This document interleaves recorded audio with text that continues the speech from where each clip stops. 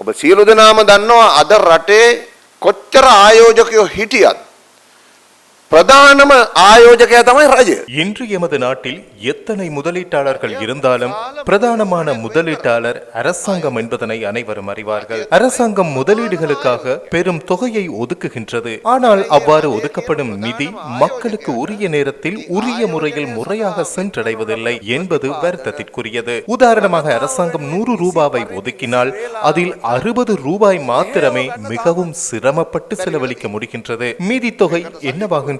இதனால் மக்களுக்கு கிடைக்க வேண்டிய சேவைகள் கிடைக்காமல் போவதுடன் நாட்டின் வளர்ச்சிக்கும் பெரும் முட்டுக்கட்டையாக திகழ்கின்றது. இது எமது அரசு சேவையில் காணப்படும் ஒரு பாரிய சவாலாகும். வரவு செலவு திட்டத்தில் ஒதுக்கப்படும் நிதியில் குறைந்தது 90% நாட்டின் வளர்ச்சிக்காகவும் மக்களின் நலனுக்காகவும் செலவிடப்பட வேண்டும். ஆனால் நிர்வாக திறமையின்மை காரணமாக இது சாத்தியப்படாமல் போகின்றது. இதற்கு காரணம் அரசு சேவையில் காணப்படும் அர்ப்பணிப்பு உணர்வு குறைவுதான் என சிலர் கூறுகின்றனர். ஊழியர்கள் காலையில் வேலைக்கு வந்து கையொப்பம் விட்டுவிட்டு மாலையில் வீடு திரும்புவதையே வழக்கமாக கொண்டிருக்கின்றனர்.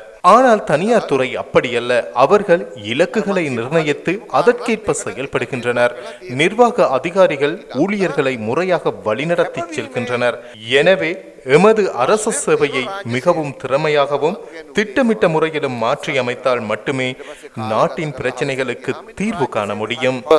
සංවිධානාත්මකව සකස් කරගෙන වැඩ කළොත් අපිට රටේ ප්‍රශ්න ටික විසඳ ගන්න පුළුවන්.